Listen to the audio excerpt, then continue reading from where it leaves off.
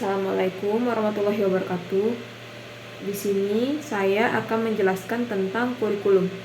Kurikulum adalah perangkat rencana dan pengaturan mengenai tujuan, isi, dan bahan pelajaran, serta cara yang digunakan sebagai pedoman penyelenggaraan kegiatan pembelajaran untuk mencapai tujuan pendidikan tertentu. Kerangka dasar kurikulum berisi landasan filosofis, sosiologis, psikopedagogis, dan yuridis sesuai dengan standar nasional pendidikan. Dan struktur kurikulum merupakan pengorganisasian kompetensi inti, kompetensi dasar, muatan pelajaran, mata pelajaran. Silabus adalah merupakan rencana pembelajaran pada suatu mata pelajaran atau tema pembelajaran tertentu yang mencakup kompetensi inti, kompetensi dasar, materi pembelajaran, kegiatan pembelajaran, penilaian, alokasi waktu, dan sumber belajar. Pedoman mata pelajaran dan pembelajaran tematik terpadu merupakan profil untuk mata pelajaran dan pengembangan muatan mata pelajaran menjadi pembelajaran tematik terpadu yang berisi latar belakang, karakteristik mata pelajaran, pengertian, prinsip, kompetensi inti, dan kompetensi dasar mata pelajaran, desain pembelajaran, model pembelajaran, penilaian media dan sumber belajar, dan peran guru sebagai pengembang budaya sekolah. Kompetensi inti, sekolah dasar atau madrasah ibtidaiyah merupakan tingkatan kemampuan untuk mencapai standar kompetensi lulusan yang harus dimiliki seorang peserta didik SD atau MI pada setiap kelas. Sedangkan kompetensi dasar dirumuskan untuk mencapai kompetensi inti. Rumusan kompetensi dasar dikembangkan dengan memperhatikan karakteristik dan kemampuan peserta didik dan kekhasan masing-masing mata pelajaran.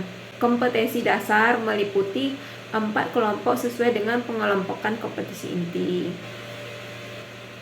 Kompetensi inti adalah kemampuan yang harus dimiliki oleh peserta didik sebagai landasan untuk mengembangkan kompetensi lainnya. Terdapat 4 kompetensi inti, terdiri dari kompetensi inti sikap spiritual, kompetensi inti sikap sosial, kompetensi inti pengetahuan, dan kompetensi inti keterampilan. Perspektif kurikulum merdeka. 1. Kurikulum merdeka ini dikenal dengan nama kurikulum prototipe untuk sekolah penggerak. 2. Kurikulum merdeka sebagai opsi pemulihan pembelajaran. 3. Kurikulum merdeka merupakan kurikulum dengan pembelajaran intrakurikuler yang beragam di mana konten akan lebih optimal agar peserta didik memiliki cukup waktu untuk mendalami konsep dan menguatkan kompetensi. 4.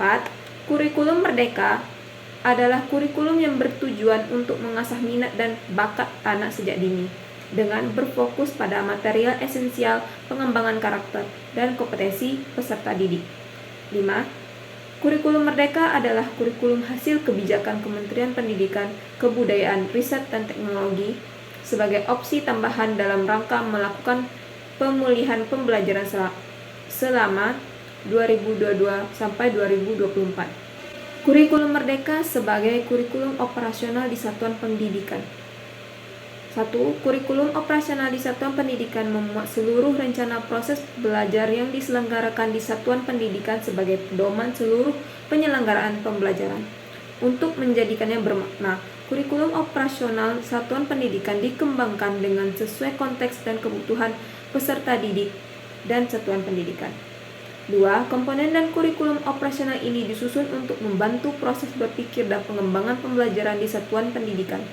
Dalam pengembangannya, dokumen ini juga merupakan hasil refleksi semua unsur pendidik di satuan pendidikan yang kemudian ditinjau secara berkala guna disesuaikan dengan dinamika perubahan dan kebutuhan peserta didik. 3.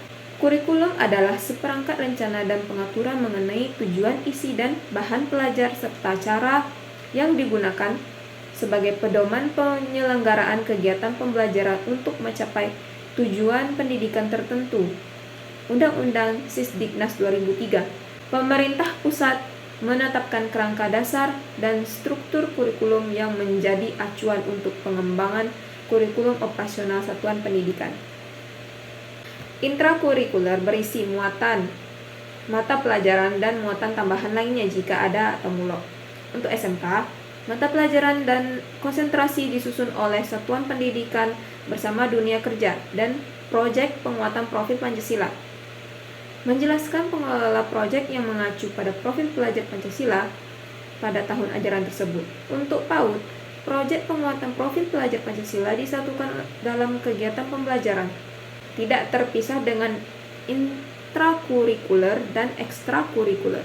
Untuk SMK, proyek ini ditambah dengan tema kebekerjaan dan budaya kerja sehingga namanya menjadi proyek penguatan profil pelajar Pancasila dan budaya kerja.